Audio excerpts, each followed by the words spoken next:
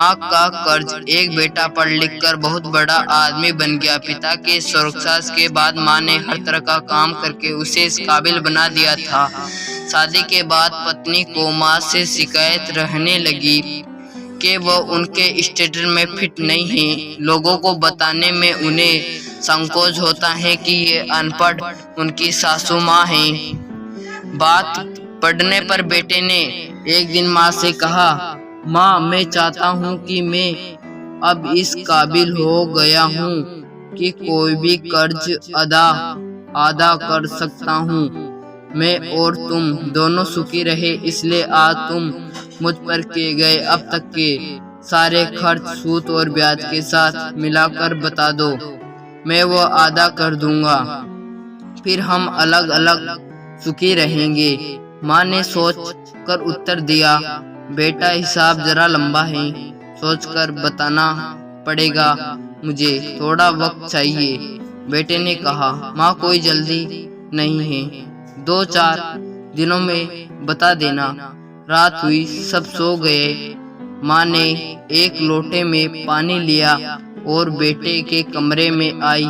बेटा जहाँ सो रहा था उसके एक और पानी डाल दिया। बेटे ने करवट ले ली। माँ ने दूसरी ओर भी पानी डाल दिया। बेटे ने जिस ओर भी करवट ली, माँ उसी ओर पानी डालती रही। तब परेशान होकर बेटा उठकर खींचकर बोला कि माँ, ये क्या है?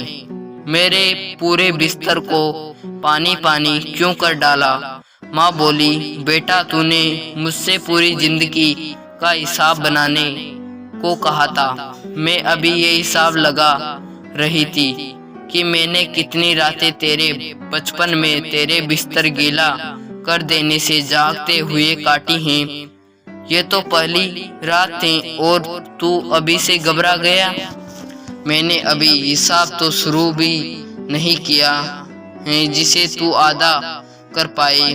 माँ की इस बात ने बेटे के हृदय को झकझोर के रख दिया। फिर वो रात उसने सोचने में ही गुजार दी। उसे यह एहसास हो गया था कि माँ का कर्ज अजवीन नहीं उतरा जा सकता। माँ अगर शीतल छायाएं हैं तो पिता बरगद हैं जिसके नीचे बेटा प्रसन्न भाव से जीवन बिताता है। माता अगर अपनी संतान के लिए हर दुख उठाने को तैयार रहती हैं तो पिता सारे जीवन उन्हें पिता ही रहता है। हम तो बस उनके किए गए कार्य को आगे बढ़कर अपने हित में काम कर रहे हैं। आखिर हमें भी तो अपने बच्चों से वही चाहिए ना, अर्थात अपने माता पिता से बढ़कर कोई हो ही नहीं सकता। इसलिए वो अपने माता पिता की सेवा करना ही सबसे बड़ी पूजा है और यही धर्म भी है। वही हमारे साक्षात भगवान है।